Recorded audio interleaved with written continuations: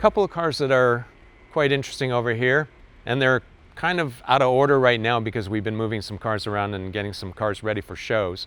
But this is it says an M240i. It started off as an M235i racing.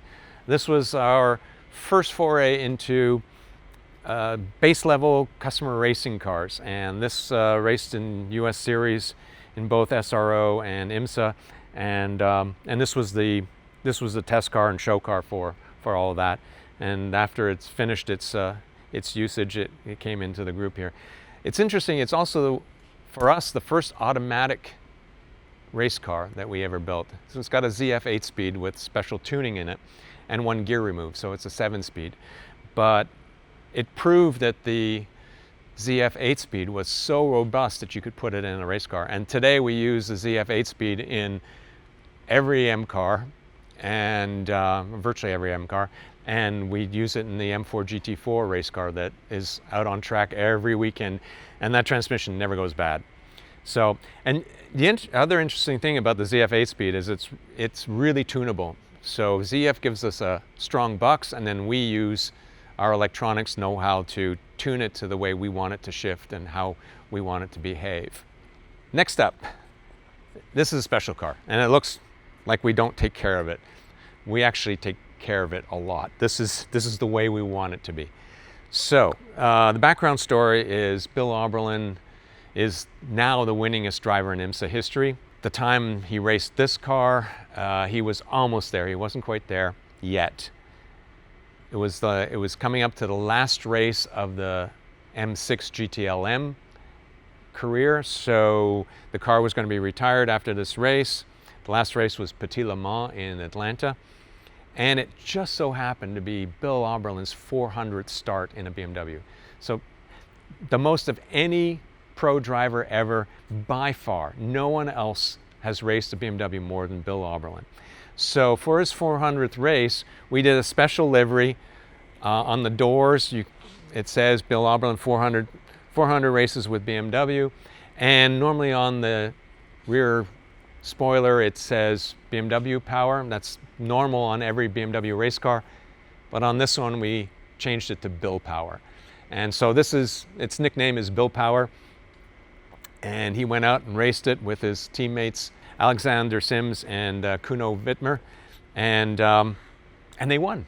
They won the 10-hour race, the Petit Le Mans, and we decided to retire the car as is right there in the condition it finished the race. So this car is showing all the battle scars of 10 hours of racing, 1,000 kilometers of racing, and it was a big victory. We were really pleased with that. Bill was super happy about it, and here it is, all these years later. And by the way, I should mention that Bill Auberlen is being inducted into the IMSA Hall of Fame in the fall of 2026. So this car is part of that legacy.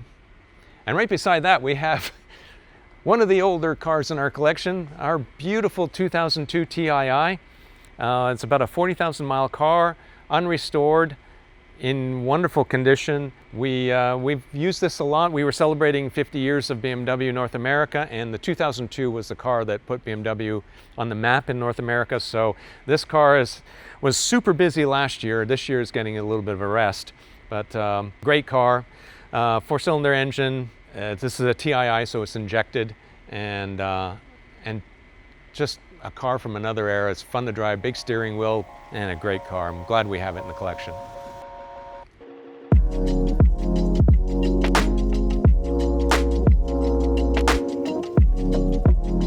All right, I'll show you a couple more interesting cars from years gone by.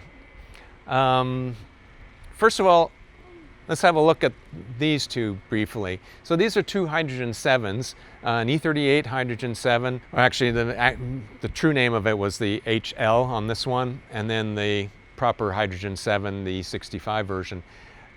These used hydrogen to run a V12 engine under the hood, and it could also switch to gasoline. So the idea was that you could, if you had hydrogen, you ran on hydrogen. If you couldn't get hydrogen for whatever reason, you could stop at a gas station and get gasoline, and the car would run exactly the same either way. These cars both used liquid hydrogen in them, which has some issues, but the Hydrogen 7, the E65, the fleet of 100 cars did 4 million miles around the world and really proved that hydrogen was viable as a fuel for vehicles.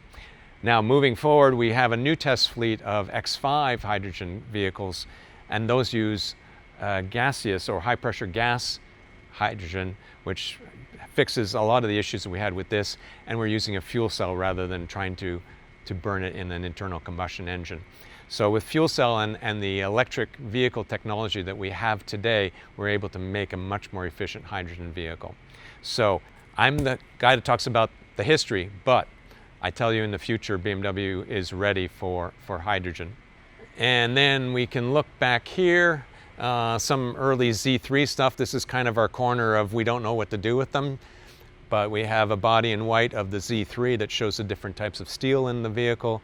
The E2 actually is just here because it's protected being back in this corner, but this was in the museum, in the Peterson Museum for about a year, and it's a very early concept vehicle for an electric vehicle. The car that's sitting out here is a pretty important car for BMW. So this is the Neiman Marcus Christmas 1999 catalog vehicle, and it was the first way you were able to buy an X5, and 50 of these were assembled. This is one of the very first ones of the 50.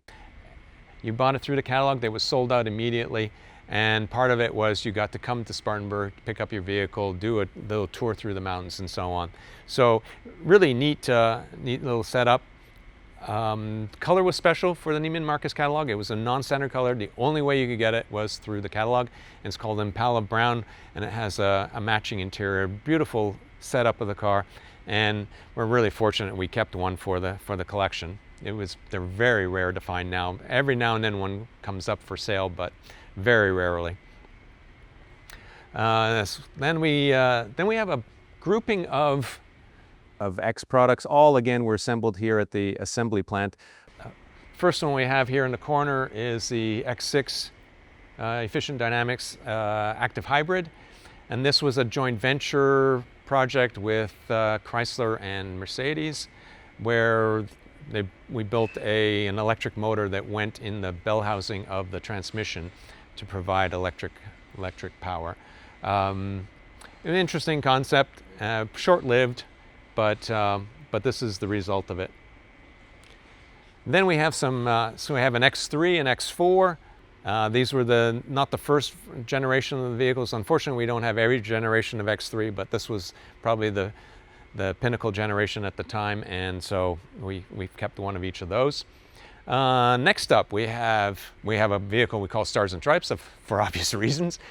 This was a vehicle that was going to be scrapped, and our paint and body shop training manager thought it would be a good exercise for our students to learn how to do special paint. So this is all done by our STEP students. So it's a STEP program is an apprenticeship program that we offer for dealer personnel to learn how to repair BMWs. And so this one was done for that. It was supposed to be just done and then scrapped, but 9/11 happened soon afterwards, and it was decided that it was good for photos and to show that BMW has a big presence in North America, so it was kept in the collection. It's not a drivable vehicle, but it's great for display. Then we have an X6, first generation X6. It's a bit rare because it has a roof rack, or roof rails, which I'm not a fan of, but it was one of the options. So this one's a fully optioned version of it. And then the E70 X5 here, also a great example of that vehicle. This is the V8 version of it. The E70 really brought the X5 into the modern era. It was beefier, it was stronger, and wonderful vehicle. Then we have an F15 X5 having its battery charged at the moment. Huge volume vehicles for us in North America, and it's one of the reasons why this plant now is as big as it is. Then we move on to an X3M. So we tried to have a little bit of everything. This was the first X3M generation, so here it is in blue. And also we use these vehicles for when we launch the next version. It's always good to have the history there, and a lot of times we'll have the full every generation in order to be able to show the new one. This is a 4.8 IS. US market was the one that was really pushing for a high performance version of the X5, and these were the result. Then we have a few more here, a couple of extra examples of the same thing. We have a few E53s, because E53s are so hard to come by, we would never be able to borrow one from someone, so we really do need to keep them. These, unfortunately, we built a ton of them, but unfortunately they've gone out and been used and are mostly gone now, which is it's too bad.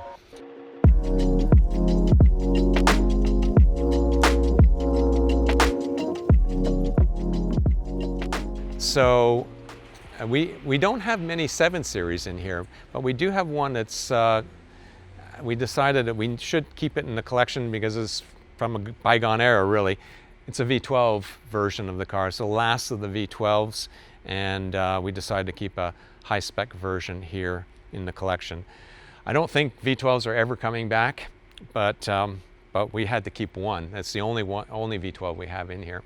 Also beside it is an i8 Roadster, and that was unfortunately, yeah, it came out and then sold for a few years, and now it's over. So we kept one of those. Who knows if there'll be another one down the road, but it's always good to have something as beautiful as that in the collection that we can use for display. The M2 is a fairly new model for BMW. This is the first generation of M2. We decided to keep the best version of the new generation of M2, so this is an M2 CS with a manual transmission. It was available with a DCT trans as well, but we kept the manual and with the gold colored wheels, so it's a good spec for what we need to do. Then we have 2 M5s, and these 2 M5s are kind of special in that this is the car that Johan Schwartz, as driver, did the drift challenge and beat the Guinness Book of Records for the longest drift. He drifted for a little over 8 hours in the car, and you can only drift for that length of time if you don't need to change a tire. You can't stop, so you can't change a tire. So it was done on a wet skid pad, but you had to refuel. And so this car could be aerially refueled, if you like, as fighter jets normally are. If we walk over to the other side, you'll see that.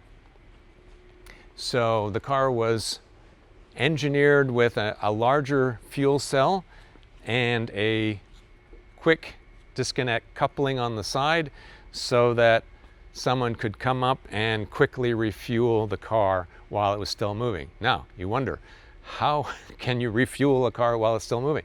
Well, that takes you to the next car. So this was the new generation. The generation before was this one, and so this car was modified to be able to refuel. And so in this car there's an extra fuel cell, another guy drifting, and a mechanic in the back, or a refueler in the back, with his refueling rig. And here you can see the refueling rig.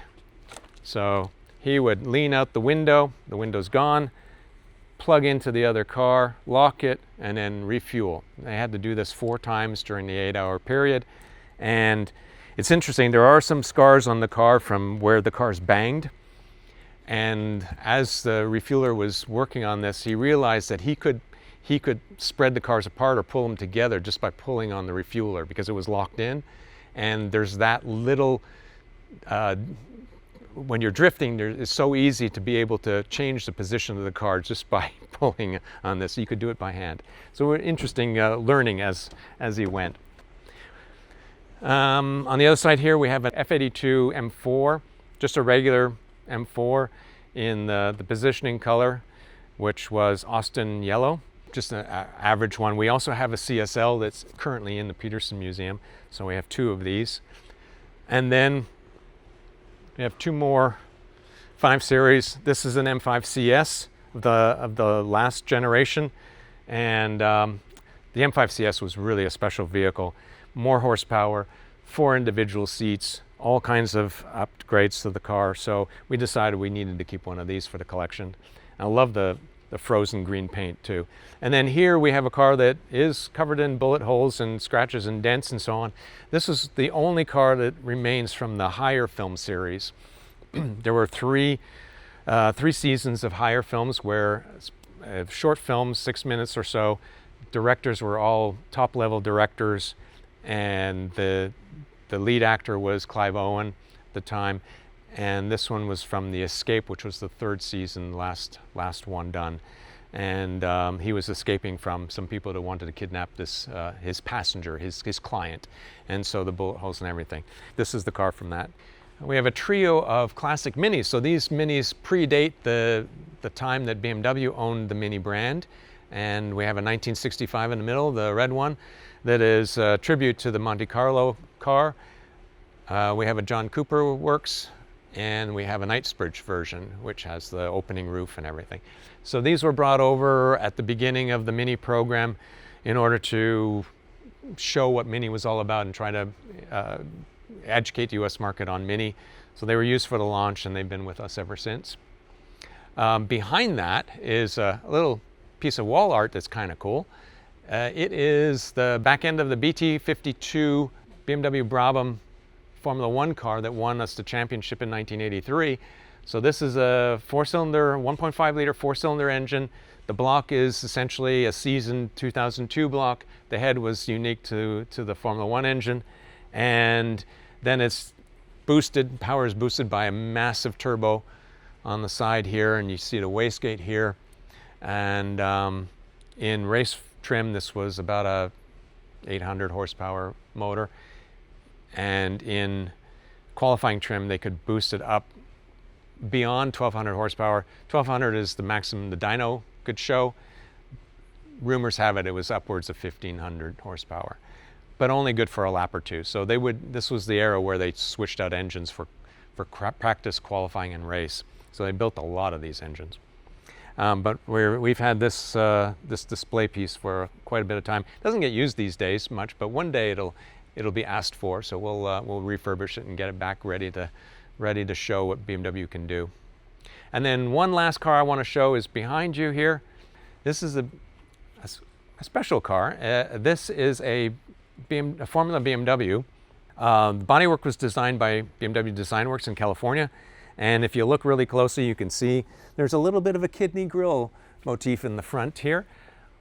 This car was a spec series that BMW put together to train young drivers to the art of racing. And a lot of Formula One drivers and a lot of IndyCar drivers went through this program as kids. They had to be young, and all the cars were prepped the same, so it was really close racing, but very modern technology, carbon fiber tub. The engine is a K1200 motorcycle engine, sequential shifter, and not only would BMW train them to race and train to work on racecraft and speed and everything, but also on the business of racing. So how to attract sponsors, how to deal with an interview on camera and that sort of thing. So many students came through. Graham Rahal is one of them. So it's very recognizable. Hinchcliffe is another. So there's a whole bunch. Vettel was one. So worldwide, hugely successful program, brought a lot of young kids into motorsport, and they've had great careers. But this is where they started. So that is really a quick run through the entire warehouse as it sits right now. We have many cars that are out on exhibit in other places. Others are getting ready for exhibit, so they're over in our workshop somewhere else. But that gives you an idea of what we keep in the collection here. And yeah, we're always happy to work with the Peterson Museum to provide special cars for whatever exhibit they're thinking of. So that's our tour of the BMW Secret Warehouse. I hope you enjoyed it. A lot of great cars in here to talk about. We could have gone on for hours, but unfortunately, it's time for you to go. Bye.